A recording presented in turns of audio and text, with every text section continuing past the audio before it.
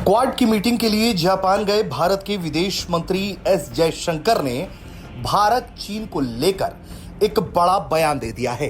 इस बयान के मायने हर कोई निकाल रहा है और जापान में बैठकर इस तरह का बयान देना एक तरफ तो चीन को राहत की सांस देगा, वहीं दूसरी तरफ घबराहट भी पैदा करेगा कि आखिर भारत कितना सख्त रवैया चीन को लेकर अपनाता रहेगा।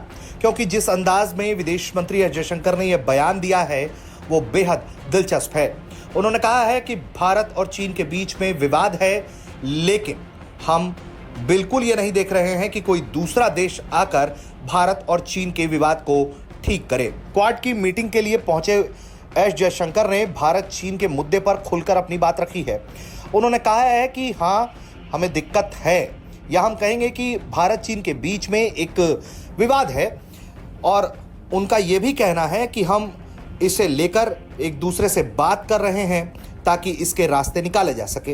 उन्होंने कहा कि जाहिर तौर पर दूसरे देशों की दिलचस्पी इस पूरे मुद्दे में है, लेकिन हम दो बड़े देश हैं और जो हमारे रिश्ते हैं वो दुनिया पर असर डालेंगे, लेकिन हम इस पूरे मुद्दे पर कोई तीसरे देश की तरफ नहीं देख रहे हैं जो इस मुद्दे को सुलझाने के लिए काम करे। विदेश मंत्री जयशंकर ने चीनी विदेश मंत्री वांग यी के साथ महीने में 2 बार हुई मुलाकात को लेकर भी जिक्र किया। उन्होंने कहा कि हमने इस मुद्दे पर आमने सामने बैठकर बात की है और पूरी तरीके से बॉर्डर के जो स्टैंड ऑफ इश्यूज हैं उसको डिसंगेज करने की बात कर रहे हैं। मई 2020 से लद्दाख के कई इलाकों में भारत चीन के बीच आमने सामने की स्थिति बनी हुई है।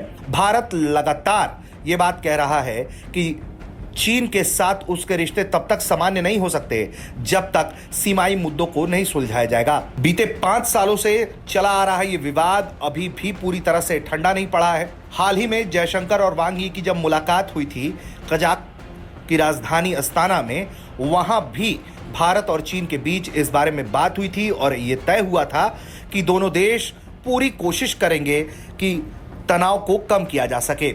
लगातार एक दूसरे से संपर्क में रहने का वादा दोनों ही देशों ने दोहराया है। भारत और चीन के बीच कमांडर लेवल की बातचीत के 21 राउंड हुए हैं और कुछ मुद्दों पर सहमति बनी है और कुछ मुद्दों पर तकरार बरकरार है, लेकिन भारत अपनी मनोदशा साफ कर चुका है और यह बात वो लगातार कह रहा है कि जब तक सीमा के मुद्दे नहीं सुलझेंगे तब तक भारत चीन के रिश्ते सामान्य नहीं हो सकते।